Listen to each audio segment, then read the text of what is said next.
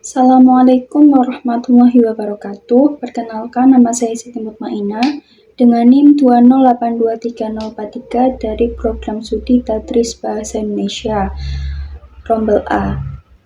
Di sini saya akan membacakan sinopsis buku Metodologi Studi Islam dengan identitas buku, judul buku Metodologi Studi Islam, penulis Profesor Dr. Supyana MAG, penerbit Bandung, Remaja Rosda Karya, tahun terbit 2017 dengan jumlah halaman 364 halaman.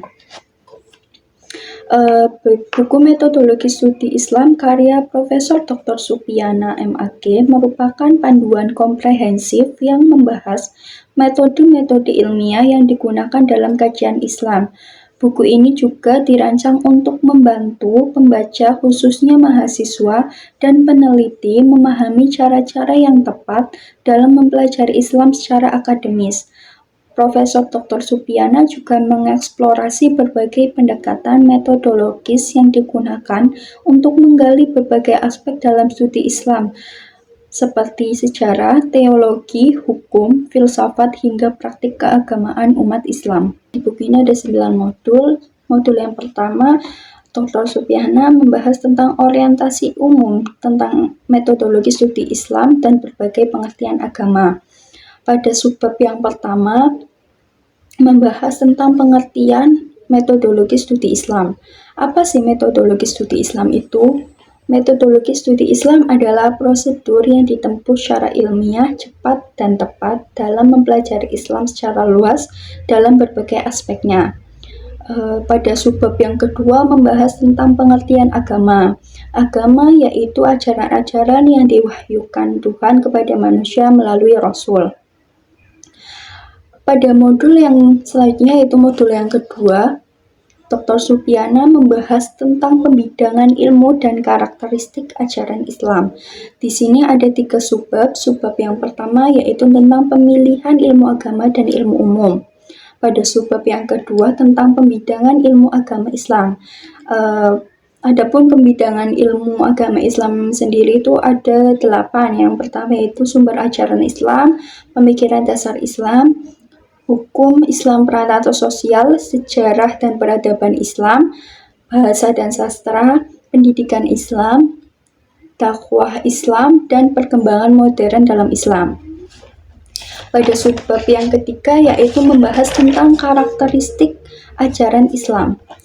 Karakteristik ajaran Islam yang secara dominan ditandai oleh pendekatan normatif, historis, dan filosofis. Terlihat bahwa ajaran Islam memiliki ciri-ciri secara keseluruhan yang sangat ideal. Modul selanjutnya yaitu modul ketiga, Dr. Supyana membahas tentang berbagai pendekatan dan metode dalam studi Islam. Di sini ada 2 subbab. Subbab yang pertama yaitu membahas tentang pendekatan teologis normatif dalam studi Islam.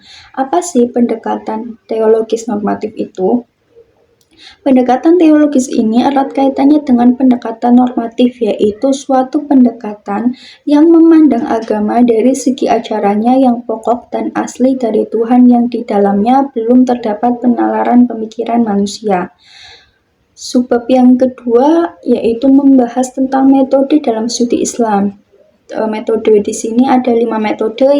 Yang pertama yaitu metode filologis, yang kedua metode deskriptif, yang ketiga metode komparatif, yang keempat metode mistikal, dan yang kelima metode filsafat. Selanjutnya yaitu modul keempat, Dr. Supyana membahas tentang studi sumber ajaran Islam yaitu Al-Quran. Di sini ada 2 subbab. Subbab yang pertama tentang kaidah-kaidah tafsir Al-Quran, dan yang kedua metode penafsiran Al-Quran. Metode penafsiran Al-Quran sendiri itu ada 4 metode.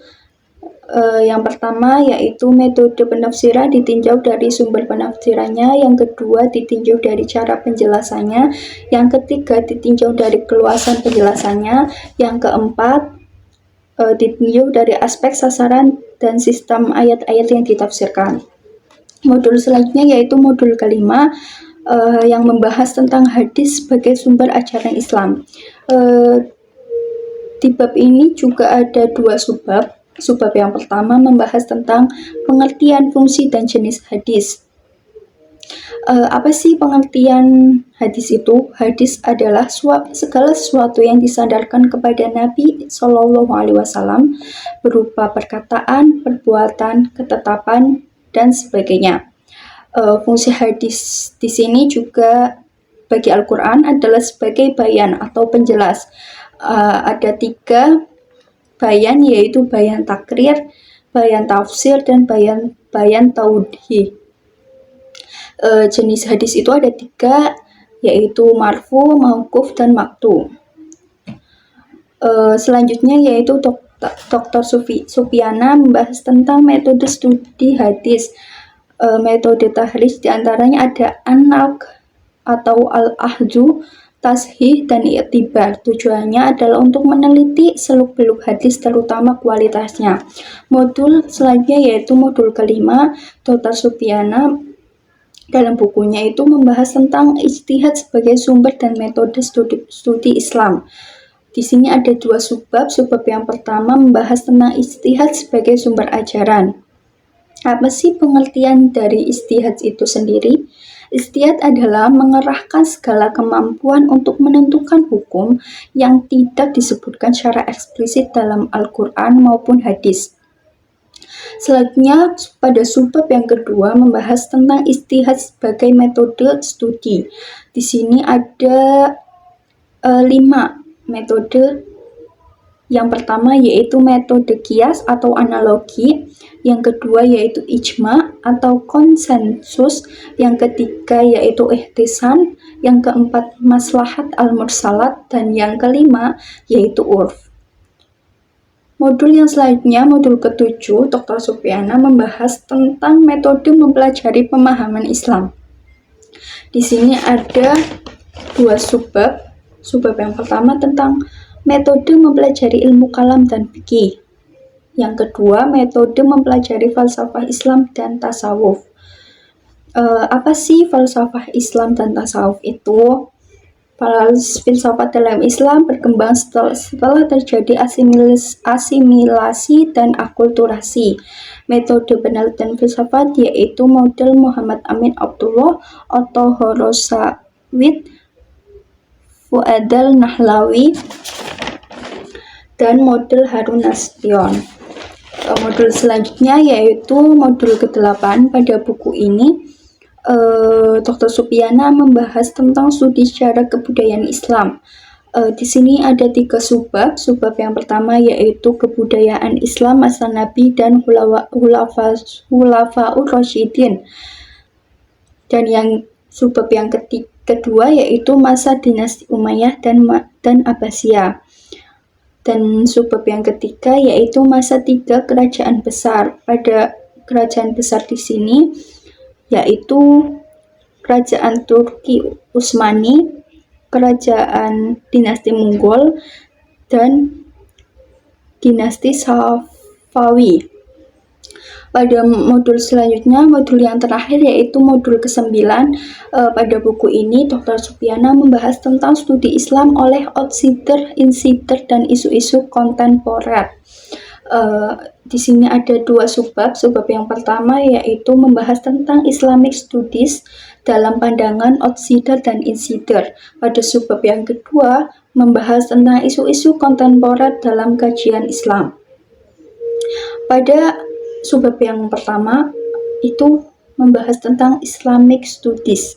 Islamic Studies telah menarik para sarjana baik yang berasal dari luar Islam atau outsider, atau dari dalam Islam itu sendiri atau insider. Kajian para outsider meliputi pengertian Islam, pemikiran Islam, tasawuf, dan sebagainya. Sedangkan kajian para insider meliputi kajian tentang pemikiran Islam dan kajian tentang filsafat. Subbab yang kedua yaitu tentang isu-isu kontemporer yang membahas tentang demokrasi. Demokrasi merupakan salah satu isu aktual dalam kajian Islam. Demokrasi adalah sistem kekuasaan dari rakyat untuk rakyat. Di sini juga membahas tentang pluralisme. Pluralisme sendiri di sini adalah paham yang mengakui perbedaan dan keragaman dalam kehidupan. Sekian sinopsis buku ini yang dapat saya sampaikan, kurang lebihnya mohon maaf. Wassalamualaikum warahmatullahi wabarakatuh.